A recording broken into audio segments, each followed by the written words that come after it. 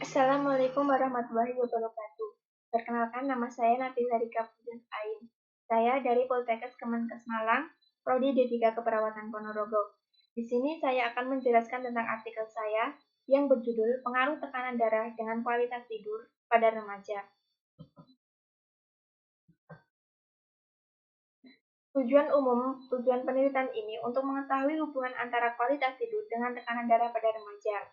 Tujuan khususnya yaitu mengidentifikasi kualitas tidur pada remaja, mengidentifikasi tekanan darah pada remaja, dan menganalisis hubungan antara kualitas tidur dengan tekanan darah pada remaja. Pengertian tekanan darah adalah tekanan dari aliran darah dalam pembuluh nadi atau arteri. Gaya hidup yang mempengaruhi tekanan darah yaitu gangguan tidur. Faktor kualitas tidur yang buruk yaitu kebiasaan durasi tidur yang pendek dihubungkan dengan perubahan tekanan darah terutama pada kalangan remaja.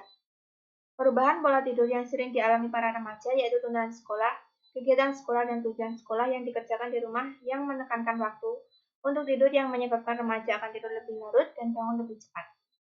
Salah satu faktor pola tidur yang buruk juga merupakan kebiasaan waktu tidur yang kurang atau pendek. Juga dapat dihubungkan dengan peningkatan tekanan darah terutama pada kalangan remaja. Tujuan dalam penelitian ini adalah diketahuikannya hubungan antara pola tidur terhadap tekanan darah pada remaja. Yakni ada pembahasan. Yang pertama, definisi tekanan darah. Tekanan darah adalah pembuluh darah yang dihasilkan oleh darah. Volume darah, elastisitas pembuluh darah dapat mempengaruhi tekanan darah.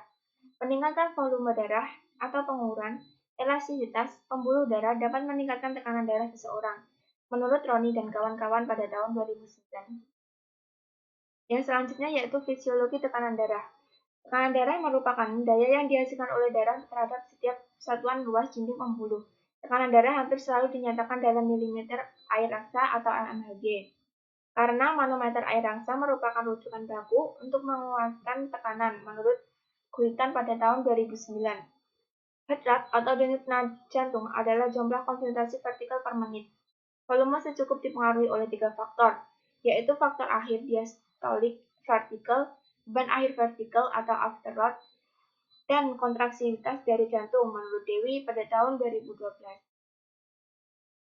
Dua penentu utama tekanan darah arteri rata-rata curah jantung dan resistasi perifer total. Yang selanjutnya regulasi tekanan darah, yaitu pengaturan tekanan darah secara umum dibagi menjadi dua pengaturan. Tekanan darah untuk jangka pendek dan pengaturan tekanan darah untuk jangka panjang.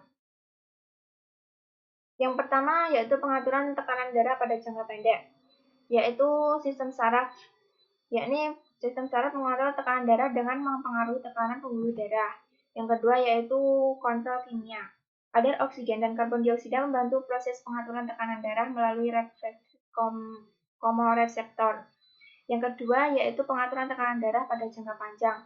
Organ ginjal memiliki peran penting dalam pengaturan tekanan darah jangka panjang. Organ ginjal mempertahankan keseimbangan tekanan darah secara langsung dan tidak langsung. Mekanisme secara langsung dengan meregulasi volume darah rata-rata 5 liter per menit. Sementara secara tidak langsung dengan melibatkan mekanisme renin-angiotensin. Pada saat tekanan darah menurun, ginjal akan mengeluarkan enzim renin ke dalam darah yang mengubah angiotensin menjadi angiotensin 2, yang merupakan vasokonstriktor yang kuat, menurut Mayumi pada tahun 2013. Yang selanjutnya yaitu klarifikasi tekanan darah. Secara klinis, klarifikasi darah dapat dikelompokkan yaitu yang pertama, normalnya kurang dari 130 per 85. Normal tinggi yaitu 130 sampai dengan 139 per 85 sampai 89. Yang ketiga, hipertensi ringan atau derajat 1 yaitu 140 sampai 159 per 90 sampai 99. Yang selanjutnya hipertensi sedang atau derajat 2 yaitu 160 sampai 179 per 100 sampai 109.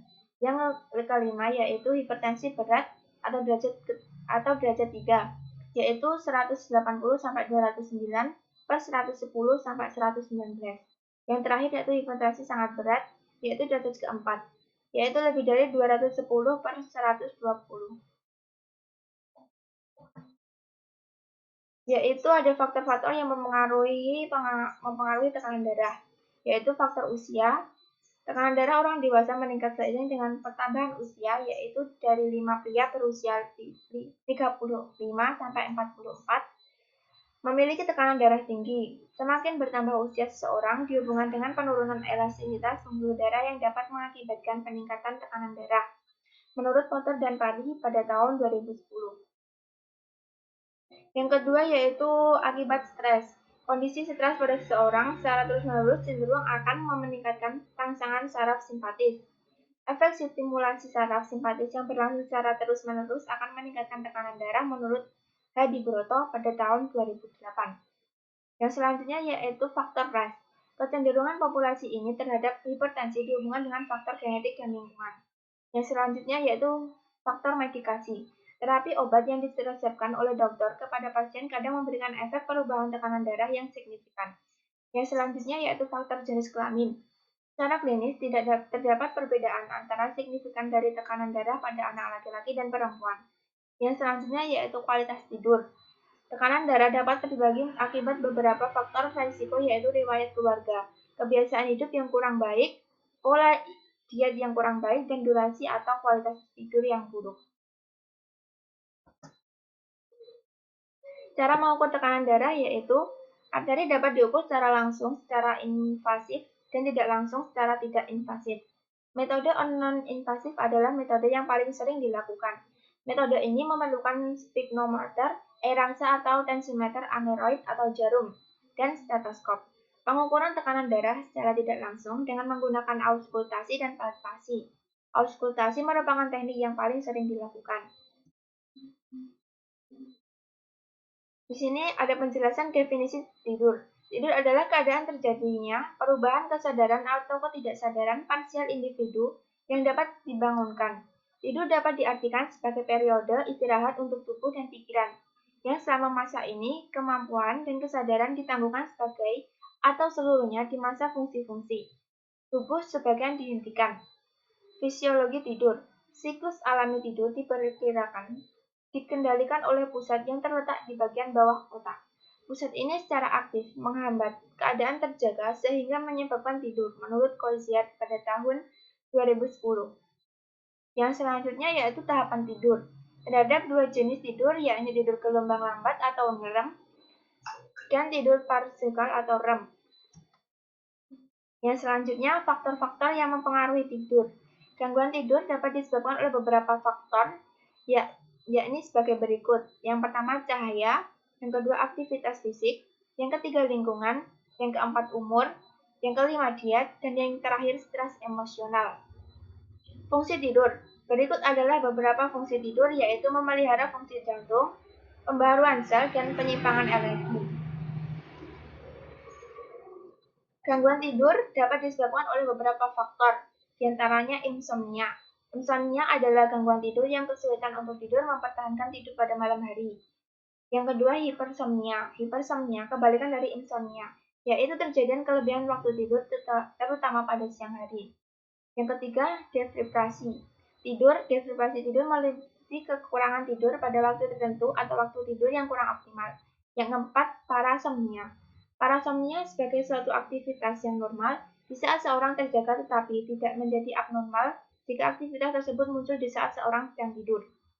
Yang selanjutnya, sleep apnea adalah suatu kondisi di mana seorang akan berhenti nafasnya dalam periode singkat selama tidur. Itu ada kualitas tidur. Kualitas tidur merupakan fenomena yang sangat kompleks yang melibatkan berbagai domain, antara lain penilaian terhadap lama waktu tidur, gangguan tidur, masa laten tidur, disfungsi tidur dan siang hari, efisiensi tidur, kualitas tidur, penggunaan obat tidur. Kualitas tidur dapat dilihat melalui 7 komponen, yaitu yang pertama yaitu kualitas tidur subjektif, yaitu penilaian subjektif dari diri terhadap kualitas tidur yang dimiliki. Yang kedua, latensi tidur, yaitu beberapa waktu yang dibutuhkan sehingga seseorang bisa tertidur. Yang ketiga, yaitu efisiensi tidur, didapatkan melalui persentase kebutuhan tidur manusia. Yang keempat, yaitu penggunaan obat tidur, dapat menandakan beberapa berat gangguan tidur yang dialami karena gangguan obat tidur diindikasikan apabila orang tersebut sudah sangat terganggu pola tidurnya. Dan obat tidur dianggap perlu untuk membantu tidur. gangguan tidur, yaitu seperti adanya ngorok, gangguan penggerakan seiring terbangun dan mimpi buruk, dan mempengaruhi proses tidur seseorang. Durasi tidur, yaitu dinilai dari waktu mulai tidur sampai waktu terbangun. Waktu tidur yang tidak terpenuhi akan menyebabkan kualitas tidur yang buruk. Yang terakhir yaitu daytime disruption atau adanya gangguan pada kegiatan sehari-hari diakibatkan oleh perasaan mengantuk. Saran dari simpulan penelitian yang dilakukan terdapat saran yang dapat diberikan peneliti terhadap pihak terkait yaitu bagi siswi. Sebaiknya mulai menerapkan pola tidur yang baik. Selain itu, diperlukan juga untuk mulai membiasakan diri melakukan pengukuran tekanan darah secara berkala pada fasilitas kesehatan di lingkungan. Bagi remaja, dapat mengoptimalkan sarana kesehatan di lingkungannya sebagai langkah awal screening tekanan darah pada remaja dengan kerjasama dari berbagai pihak seperti puskesmas atau rumah sakit terdekat. Terima kasih. Apabila ada kurang lebihnya mohon dimaklumi. Wassalamualaikum warahmatullahi wabarakatuh.